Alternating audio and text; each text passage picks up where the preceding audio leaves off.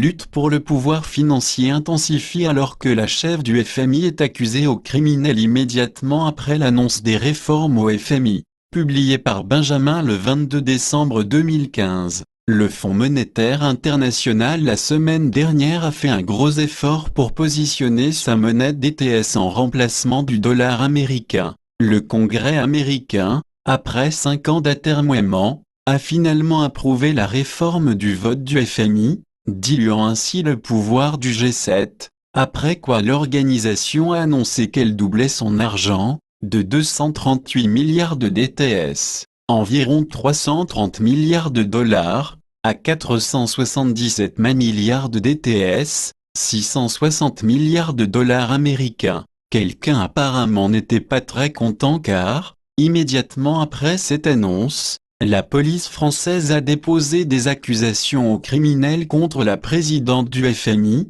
Christine Lagarde. Le précédent directeur général du FMI, Dominique Strauss-Kahn, avait été arrêté sous de fausses accusations de viol, et démis de ses fonctions, quand il avait essayé de pousser le DTS en remplacement du dollar américain. La CIA était derrière cette opération, selon des sources de la CIA. Voyons si Lagarde s'en tire un meilleur compte. La hausse des taux, annoncée par la Réserve fédérale des États-Unis, la semaine dernière, est un autre signe que le dollar américain, et les personnes qui le contrôlent, sont impliquées dans les hauts niveaux de cette guerre financière. La raison officielle de la hausse des taux, une forte économie américaine, était un mensonge éhonté, car tous les indicateurs économiques réels démontrent que l'économie américaine est toujours en chute libre. En outre, cette hausse des taux aura pour effet de soutirer l'argent des petites banques,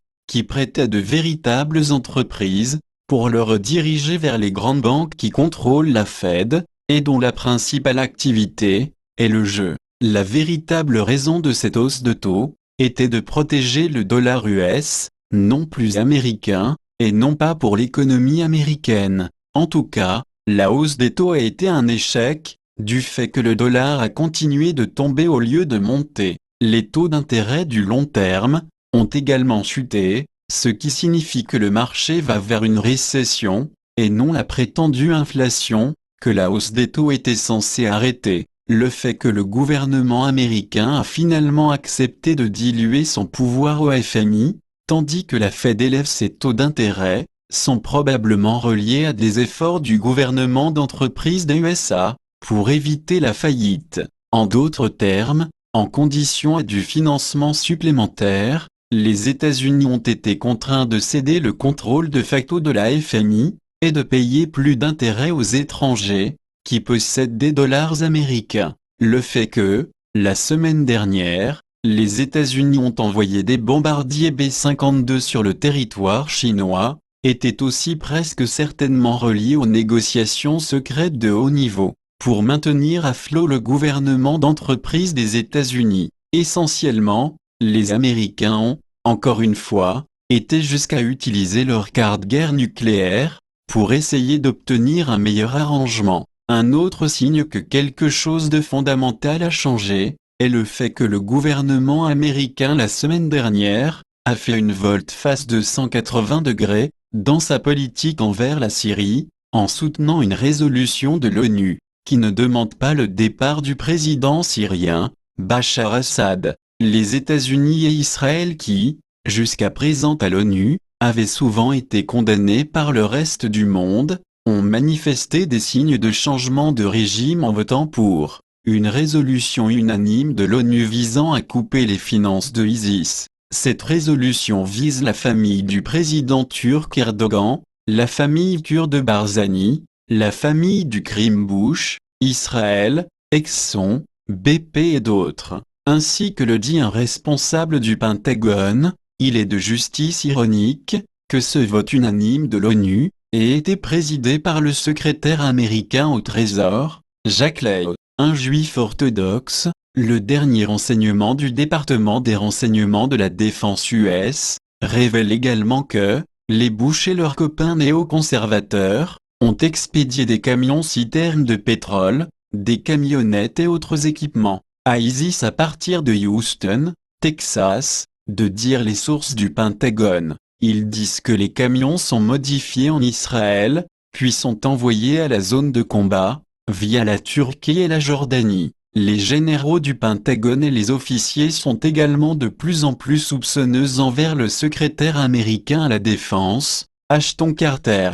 Carter était récemment en Turquie, où il a ordonné un raid aérien en Irak, lequel a tué 25 soldats irakiens, de dire les sources. Carter a ordonné l'attaque en guise de punition pour les Irakiens, pour avoir refusé son offre de leur envoyer des troupes d'opération spéciales, et des hélicoptères Apache. Les forces spéciales américaines ont récemment reçu l'interdiction d'entrer en Libye, indice d'une méfiance internationale croissante envers leur leadership.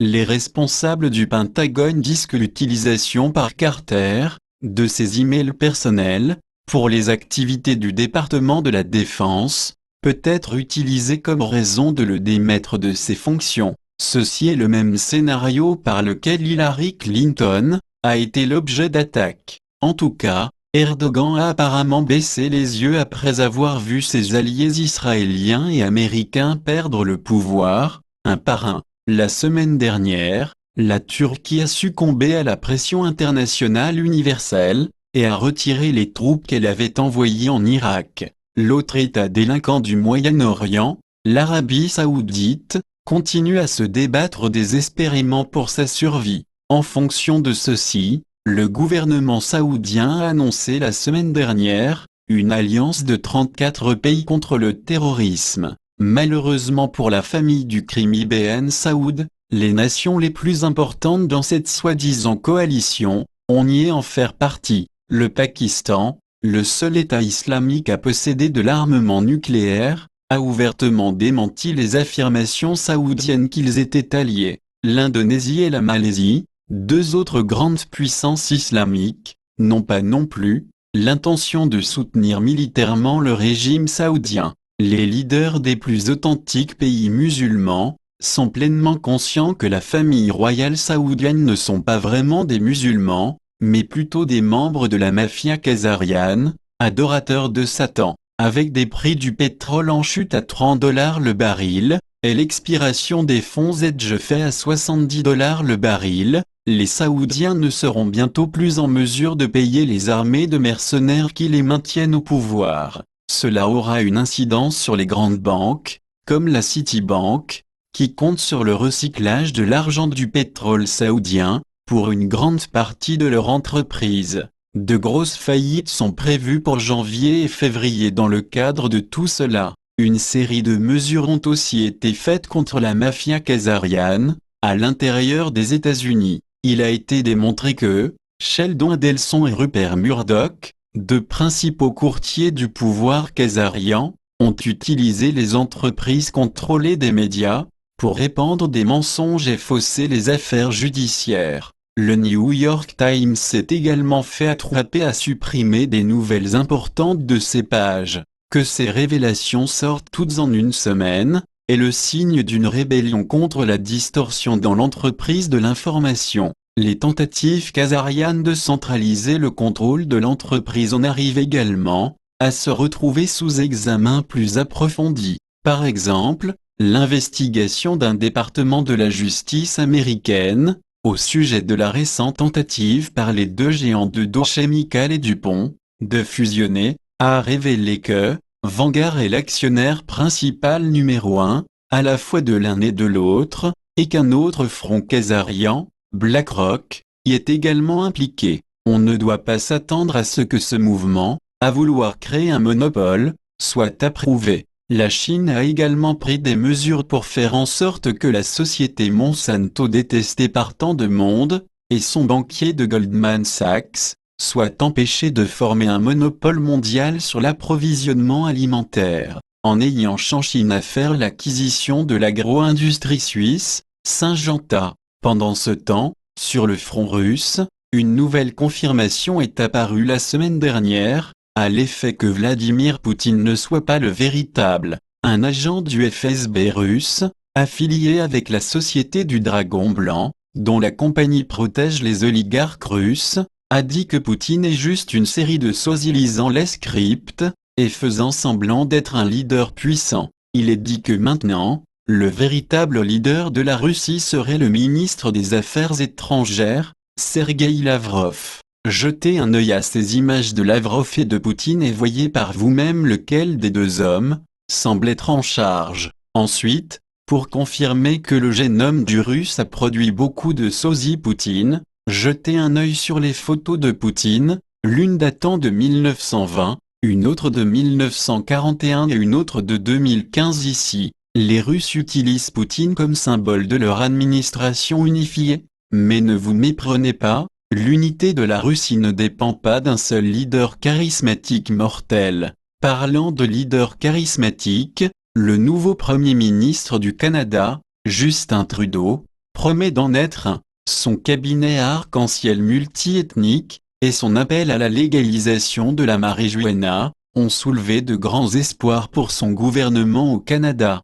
Tous ceux que cet écrivain a rencontrés, espèrent et souhaitent le meilleur, avec son nouveau gouvernement. Cependant, la semaine dernière, un membre du service de renseignement de sécurité du Canada, a contacté cet écrivain, lors d'une visite au Canada, avec des informations sur son père Pierre Trudeau. Selon cette source du SCRS, Pierre Trudeau a été victime de chantage de charges de pédophilie, pour qu'il mette fin à l'utilisation de l'argent de la Banque du Canada, propriété du gouvernement, à financer les opérations du gouvernement, sans impôts ou dette.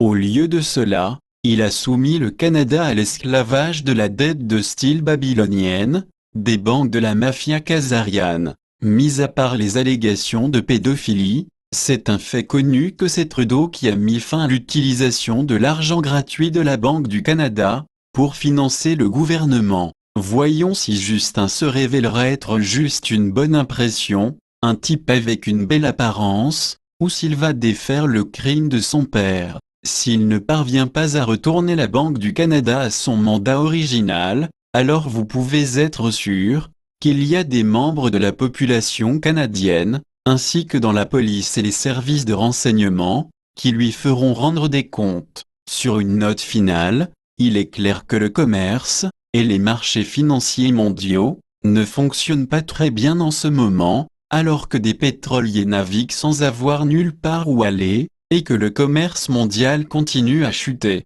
alors que les marchés dégringolent. Les hommes d'affaires japonais, ayant de vastes intérêts en Chine, disent que l'économie de la Chine est également dans un état pire que ne le montrent les chiffres du gouvernement. Une sorte d'effondrement systémique se déroule comme au ralenti. Ça ne fera pas du jour au lendemain, mais la chute de l'Union soviétique, en regardant dans le passé, a semblé comme si tout un système politico-économique s'était effondré presque instantanément. Dans ce cas, le gouvernement, fondé sur l'esclavage de la dette babylonienne, et sur le contrôle de l'esprit, gouverner égale à contrôle, ment égale à mentir, va s'écrouler. NDLT, en anglais govern égale à contrôle, ment égale à main, esprit, contrôle de l'esprit par le mensonge. Traduction Estelle P.